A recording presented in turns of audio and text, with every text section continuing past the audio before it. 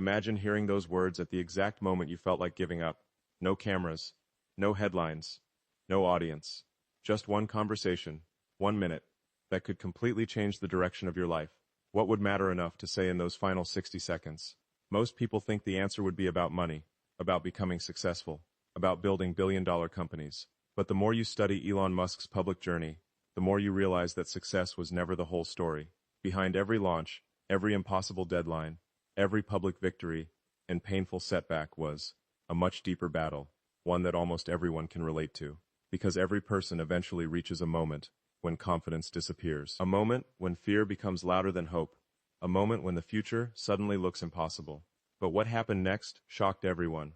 The advice many expected Elon to give isn't the advice that repeatedly appears throughout his interviews, speeches, and decisions.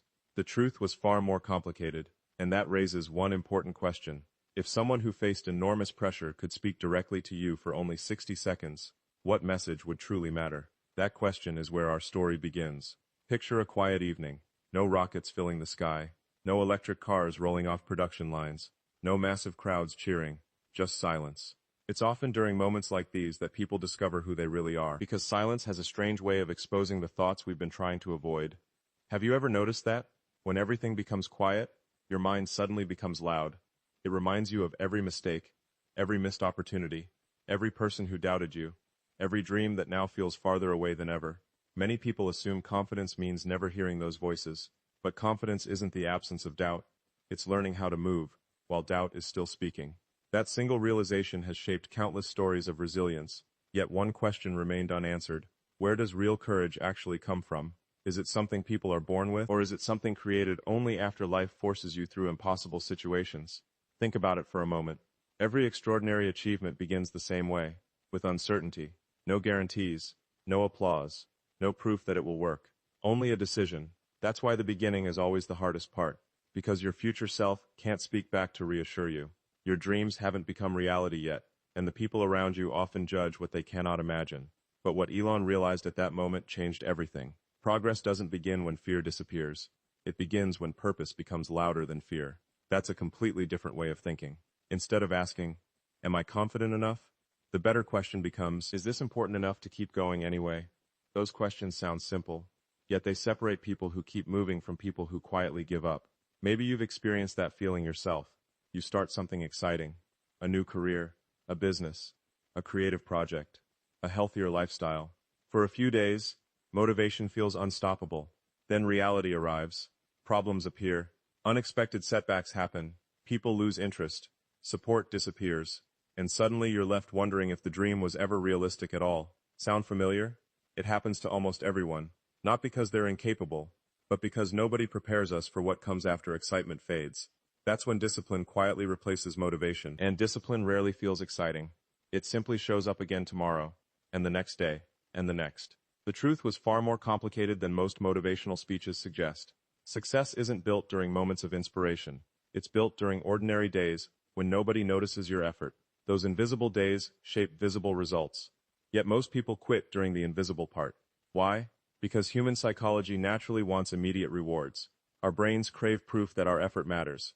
When proof doesn't appear quickly, doubt begins filling the empty space. That's why patience feels so uncomfortable. You're investing energy into a future that doesn't exist yet. You're trusting a version of yourself you've never actually met. That requires faith, not blind faith, practical faith. The belief that consistent actions eventually become extraordinary outcomes. But what happened next shocked everyone. The greatest obstacle wasn't failure. It was distraction. Think about today's world. Notifications every few minutes. Constant comparison. Endless opinions. Breaking news. Social media. Algorithms competing for your attention every second. Attention has quietly become one of the world's most valuable resources. Because whatever captures your attention eventually shapes your future. If your attention constantly moves, your progress usually stops moving. That's why protecting your focus becomes an emotional decision, not just a productivity trick. Every yes to distraction quietly becomes a no to something meaningful. Have you ever realized how easy it is to spend hours reacting instead of creating? Days disappear. Weeks disappear. Years disappear. Then one morning you wonder where all the time went. Yet one question remained unanswered. How do you escape that cycle? The answer begins with something surprisingly small. One decision. Not 10, not 100, just one. One difficult conversation, one application, one workout, one page written, one phone call, one brave choice repeated consistently. People often wait until they feel ready, but readiness is usually created through action, not before it. That's why waiting can quietly become a lifelong habit. So imagine standing at the edge of a cold swimming pool. You keep telling yourself you'll jump in when it feels warmer, but it never does. Eventually you realize something important. The water wasn't supposed to feel comfortable. The jump changes you. That idea extends far beyond success.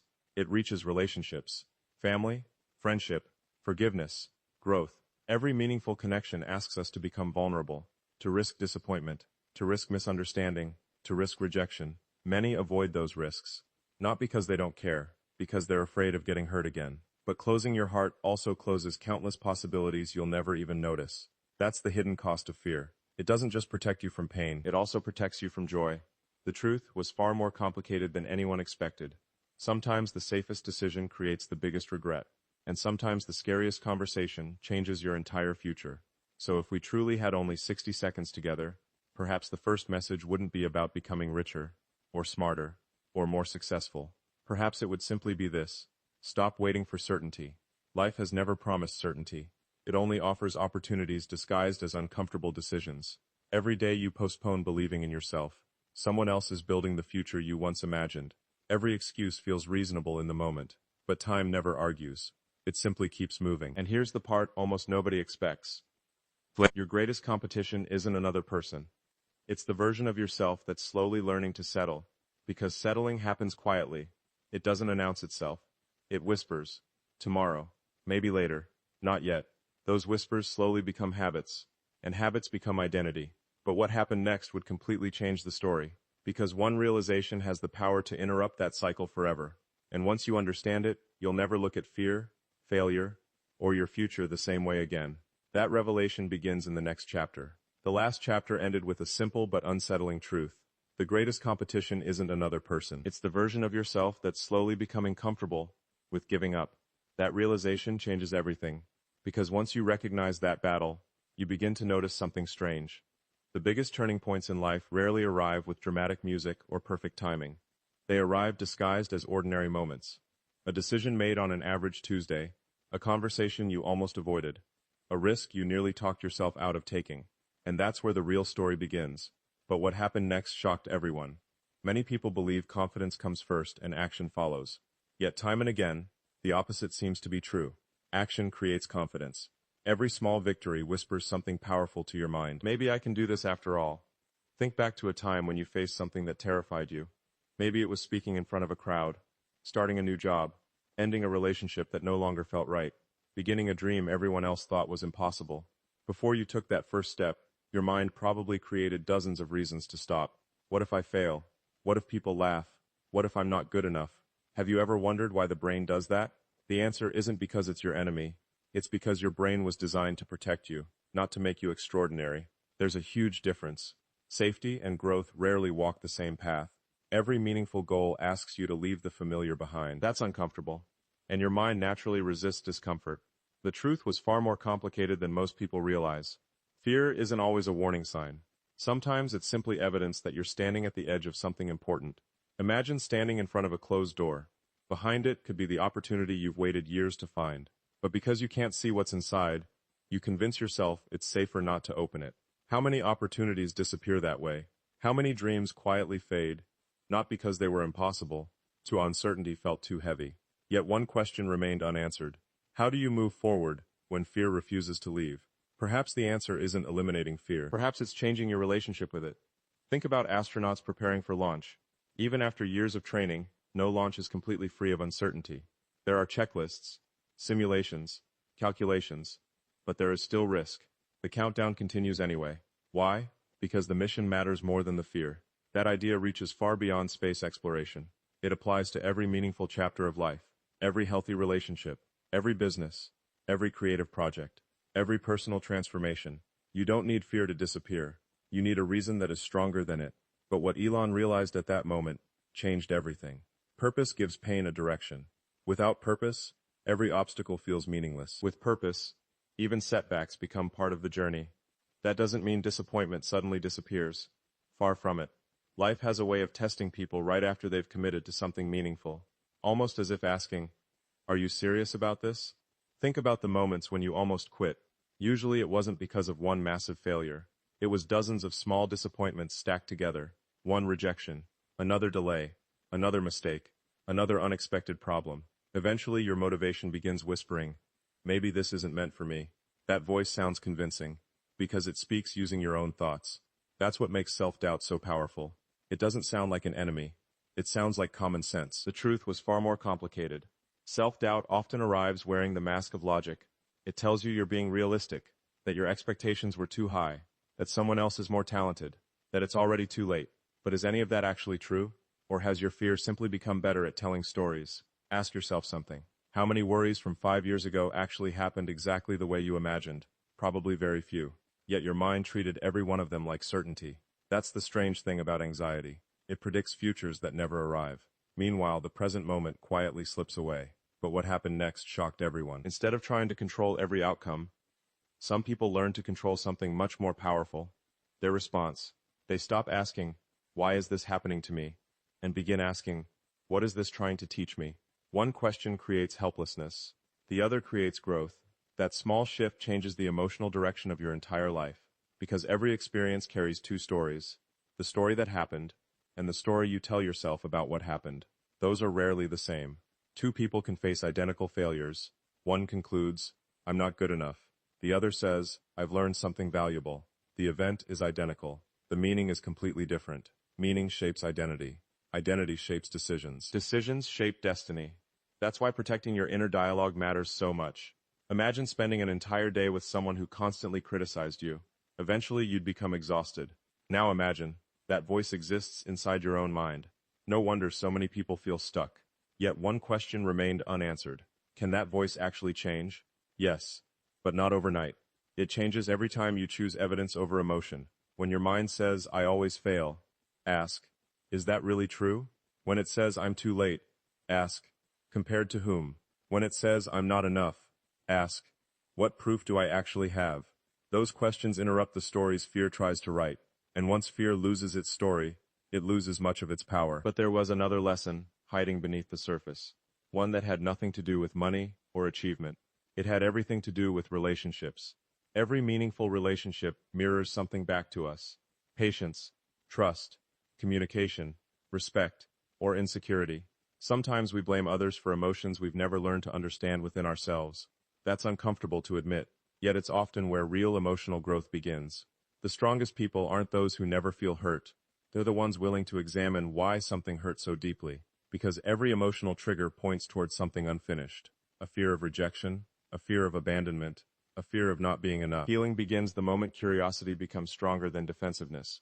Instead of saying, they made me feel this way, you begin asking, why did this affect me so deeply? That single question can transform every future relationship. The truth was far more complicated than anyone expected. Growth isn't becoming a different person, it's becoming more honest with yourself. Every layer of honesty removes another layer of fear, Toter, and every layer of fear removed creates room for courage. Not loud courage, quiet courage, the kind that keeps showing up when nobody is watching, the kind that chooses integrity over approval, the kind that keeps moving long after excitement disappears. So if those 60 seconds continued, perhaps the next message would be this. Don't waste your life trying to become someone everyone else approves of. Become someone you can respect when you're completely alone. Because applause fades. Recognition comes and goes. Opinions change. But the relationship you have with yourself follows you everywhere. And once that relationship becomes strong, something remarkable begins to happen. External validation loses its control over you. You stop chasing acceptance. You start chasing purpose. But one mystery still remained. What happens when you've already failed? When you've already lost something important? When life doesn't unfold the way you hoped? That answer changes everything. And it's waiting in the next chapter. The last chapter left us with a question that almost everyone faces sooner or later. What happens when you've already failed?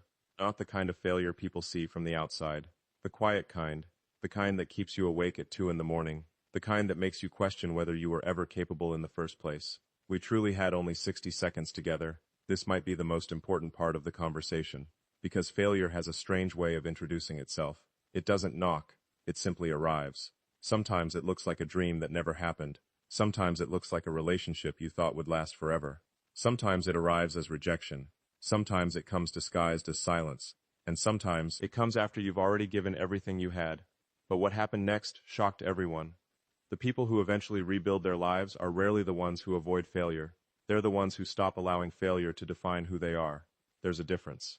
One is an event, the other is an identity. Too many people confuse the two. Imagine dropping your phone. The screen cracks. You wouldn't suddenly believe the phone was created to be broken forever. You'd understand that something happened to it. Yet when people experience emotional setbacks, they often tell themselves, I am broken. Not, I've been hurt. Those two sentences may sound similar, but they lead to completely different futures. The truth was far more complicated than anyone expected. Your experiences shape you. They do not have to imprison you.